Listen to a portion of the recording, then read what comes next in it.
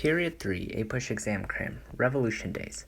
Post-French and Indian War, Great Britain levied a lot of taxes on the colonies to help pay for the debt they had incurred while fighting this costly war, and the colonists really didn't like this, and so they decided to rebel. They didn't like taxes because they had no direct representation in Parliament where all the decisions were being made. They had virtual representation where members of Parliament spoke for all British subjects, and thus didn't understand colonial interests, and this obviously was not as effective as sending a real delegate from the colonies over.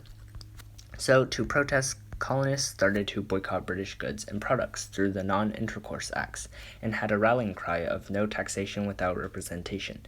This was not very successful as Britain didn't eliminate the taxes.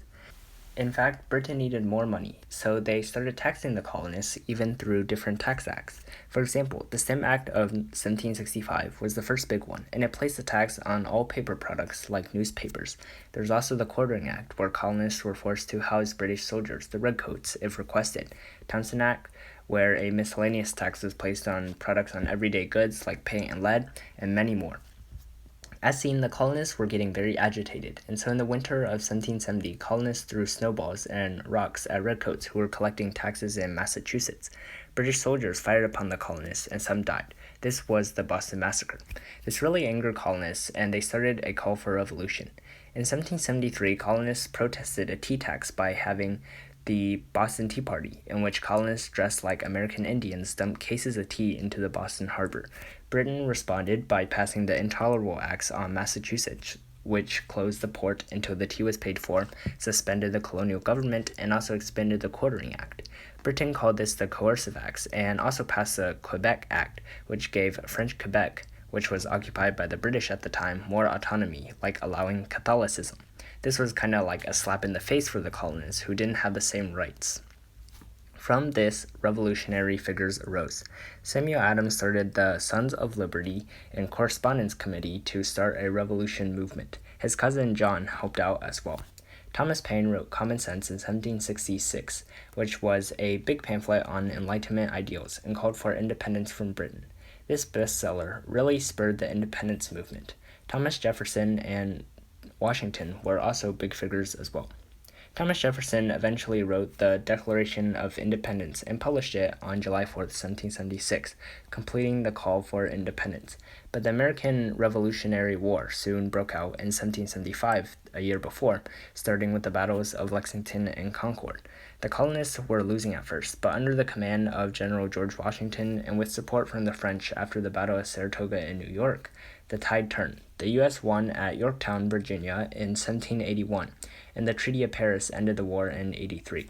America was now free. To start this young nation, a new government based on democracy which had never existed before had to be created.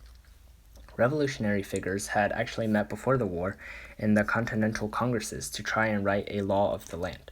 The first one was in 1774 and was unsuccessful, so they met again in 1775. This produced the Articles of Confederation, which helped lead America through war. However, after a few years, it was unfeasible because it provided a weak alliance of the colonies.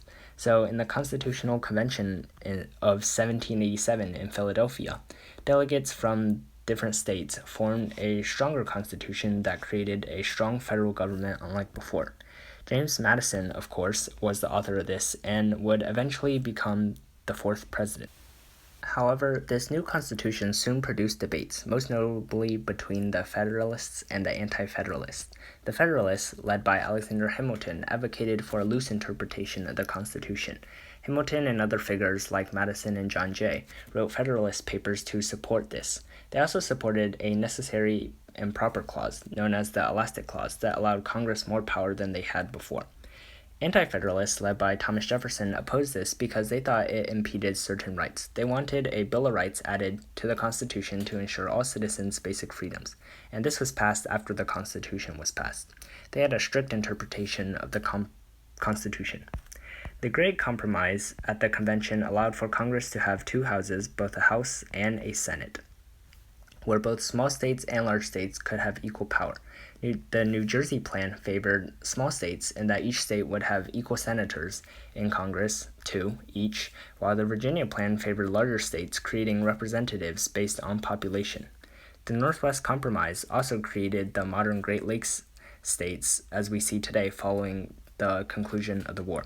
And finally, the 3/5 Compromise defined the slavery issue by calling slaves 3/5 of a person. This would, of course, help to solve representation issues in Congress. Out of this, George Washington became the first president of the United States. However, there were still rebellions and revolts in the United States. One was Shays' Rebellion. This actually happened before the Constitution. And Shays' Rebellion happened because farmers in Massachusetts revolted against the high taxes that the Massachusetts legislature was placing on them. And then after the American militia under the Articles of Confederation failed to put down this revolt, many people wanted to strengthen it. The Whiskey Rebellion was another rebellion where farmers were revolting against the excise tax suggested by Hamilton. He wanted to place an excess tax on whiskey to raise funds for this new nation. During Washington's term, he also issued a Neutrality Proclamation. This was a U.S. foreign policy of isolationism, where the United States would not choose between two powers of the world, Great Britain and France, who were starting to heat up in another war. During his term, there were also some important treaties that were signed. One was the Jade Treaty. This was a treaty with Great Britain that really disturbed the Jeffersonians. Jay was a diplomat, and he was able to get the British to leave a series of posts on U.S. soil out in modern-day Ohio and the Ohio River Valley, and also to pay damages for recent seizures of American ships, such as through impressment. However, this didn't get the bigger issue of Britain out of America, and Britain still continued to impress American ships, taking them away. The Pickney Treaty was much more successful. This was with the Spanish, and it called for free navigation of the Mississippi River because this was a big trade network during this time, and a large area of North Florida was also given to the United States as part of this treaty. And this was an unexpected diplomatic success that the Jeffersonian farmers, the common people, really liked and they used moving forward. When Washington left office in 1796, he issued a farewell address that was written by Hamilton, and it talked about a few things, most notably not to form political parties or get involved in entangling alliances in European countries. He hoped U.S. isolationism would help the U.S. avoid many problems that had plagued the European nations. After him was John Adams, who was his vice president. He was the second president from 1796 to the year 1800.